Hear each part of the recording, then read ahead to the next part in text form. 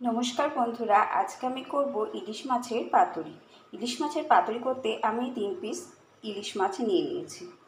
ইলিশ মাছের এই পাতুরি করতে আমি নিয়ে নিয়েছি সাদা সর্ষে 1 চামচের মতো, কালো সর্ষে 1 চামচের মতো, হাফ চামচ নিয়েছি লাল লঙ্কার গুঁড়ো, তেল নিয়েছি 3 চামচ, আর টক দই নিয়েছি 2 চামচ, ছোলার ছাতু নিয়েছি 2 চামচ, সামান্য নুন, চিনি আর কাঁচা লঙ্কা। শিলনোড়ায় বেটে নিয়েছি কালো সর্ষে, সাদা সর্ষে আর কাঁচা লঙ্কা। এবার সব উপকরণগুলো এই পটের মধ্যে নিয়ে নিচ্ছি। নিয়ে নিলাম ছোলার ছাতু, দই, লাল লঙ্কার গুঁড়ো, সাদা সর্ষে, কালো সর্ষে,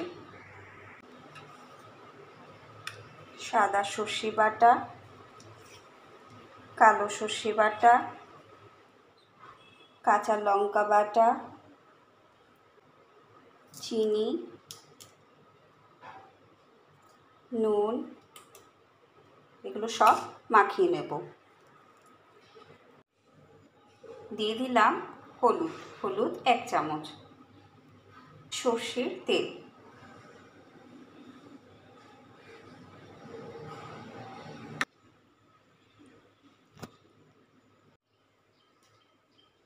এবার মশলা মাছের ওপরে লাগিয়ে নেব।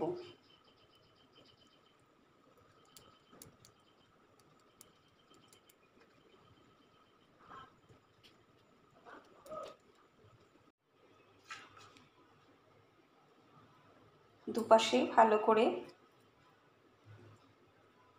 এভাবে লাগিয়ে দিতে হবে। এবার 5 মিনিটের মতো এভাবে রেখে দিচ্ছি। এবার কলা পাতা নিয়ে নিয়েছি, কলা পাতাগুলোকে 3 পিস কেটে নিয়েছি। কেটে ভালো করে ধুয়ে মুছে নিচ্ছি। মুছে এবার সেঁকে নেব। এভাবে আস্তে আস্তে করে হাত দিয়ে চেপে চেপে সেঁকে নেব।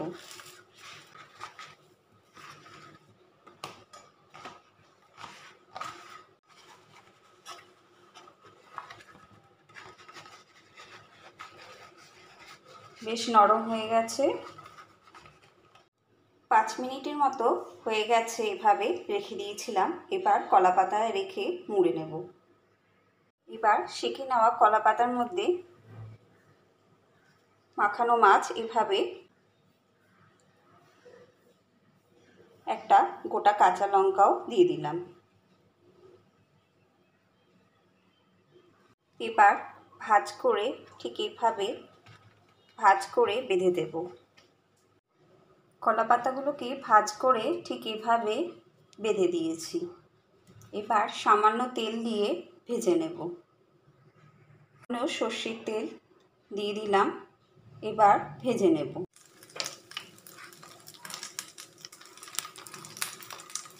মাছগুলো বেশ কড়া করে পাতাগুলো ভেজে নেব।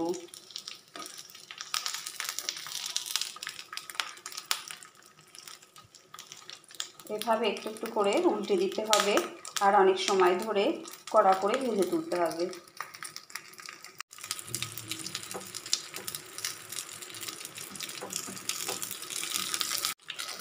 পাতাগুলো সব কড়া করে ভেজে নিয়েছি।